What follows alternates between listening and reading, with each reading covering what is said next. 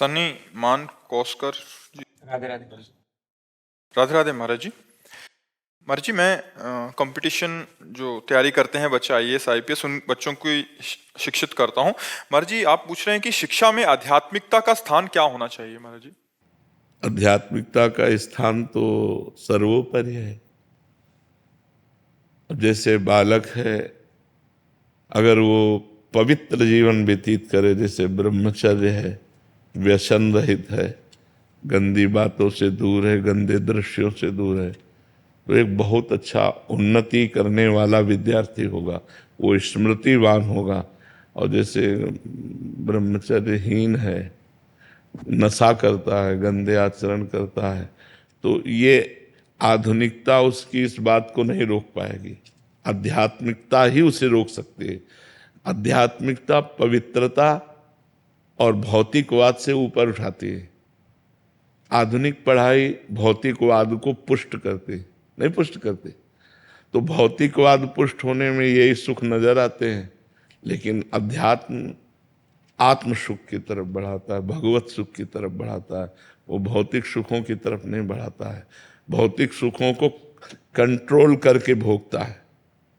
आधुनिकता हमको अधीन करके भोग भोगाती है, अध्यात्म भोगों को अधीन करके भोगा जाता है। कि जैसे मन कह रहा है कि हम गलत आचरण करें, तो वो उस समय विवेक पूर्वक काम करेगा कि नहीं, मुझे गलत आचरण नहीं करना, ये गंदी बात है, ये धर्म से विरुद्ध है। मैंने तो धर्म का ज्ञान और करना है या नहीं करना है, शास्त्र के द्वारा प्रमाणित बात, ये अध्यात्म के बिना कैसे हो सकती है। तो अध्यात्म का सर्वोपरि स्थान है। हम ये नहीं कहते कि दिन भर माला चलावे, पर विद्यार्थी को जरूरी है कि वो 10-20 मिनट अध्यात्म की बातें रोज सुने या पढ़े। मान लो सुनने को नहीं मिलता तो शास्त्र से पढ़े। छोटी छोटी पुस्तिकाएं गीता प्रेस से प्रकाशित हैं जो अध्यात्म से युक्त हैं। ये करना चाहिए, ये नहीं करना चाहिए, ज्ञान हो। नहीं तो क्या होता है कि खेल खेल में, विनोद विनोद में कहीं ना कहीं हम फंस जाते हैं, और जिससे हम फंसते हैं वो वस्तु व्यक्ति हमारे चिंतन का परिवर्तन करता है। आंतरिक हम कमजोर हो जाते हैं, आंतरिक हमारा चिंतन। तो अब पढ़ाई में जो चिंतन लगना चाहिए प्रसन्न होकर, वो उसमें लग जाता है। तो कहीं ना कहीं जो पराजय होती है, जो फेल होना होता है, जो हम ग्रहण नहीं कर पाते हैं, जैसे हमारा अंदर से कहीं चिंतन है तो आप क्या बोल रहे हैं कि मुझे समझ में नहीं आता, क्योंकि चिंतन हमारा अंदर और कहीं चल रहा है। और जो हमारा चिंतन आप जो बोल रहे हैं उसी पे है, तो हम उसे पकड़ पाएंगे।